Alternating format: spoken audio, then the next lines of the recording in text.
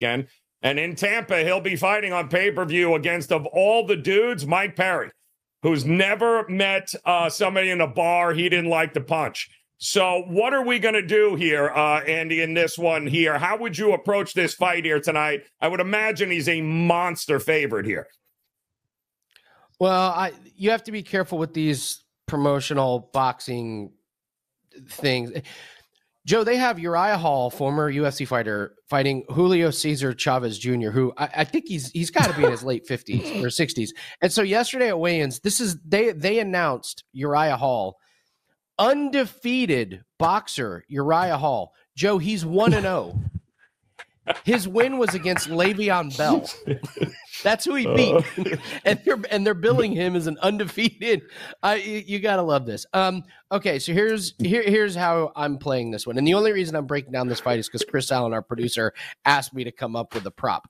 But I do actually kind of like this one. You're taking this to go over or go the distance at plus 130. These promo fights. This is a gigantic money grab for Mike Perry. He was not supposed to fight and get ready for this. So let's take a look at who Jake Paul is knocking out. Ryan Borland and Andre August, and but he's going to distance against Nate Diaz and Tommy Fury and Anderson Silva. So some of these kind of bigger names, these things are going the distance because he doesn't want to. Well, first off, he's not going to knock out Mike Perry. Mike Perry is fighting bare-knuckle, and he's the face of bare-knuckle. Jake Paul's not knocking out Mike Perry with big gloves on. And the same time, Mike Perry is not going in here to get knocked out by Jake Paul. And by the way, bare-knuckle does not want Mike Perry to get knocked out either. He's the face of bare-knuckle. What does it say if the face of bare-knuckle gets knocked out in a boxing match against Jake Paul? Jake Paul struggled to make weight. He was really, really struggling on the scales yesterday. This is just going to be one of those sparring matches.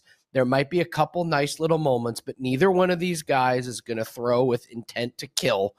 I think this is just going to be kind of an 8-round, each round's only 3 minutes, 8 rounds of kind of sparring. Mike Perry gets a paycheck. Jake Paul gets to save the pay-per-view.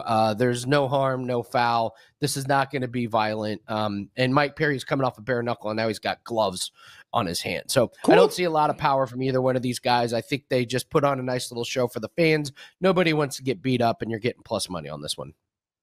Yeah, I like that approach here. And listen, hopefully they do pull that off between Tyson and Jake Paul in November. Were you leaning one way or the other if that fight? Oh, come on. Yes, I was. I was leaning not to buy it. I was leaning not to watch it. I wanted nothing to do with it. Nothing. I can't. I absolutely can't.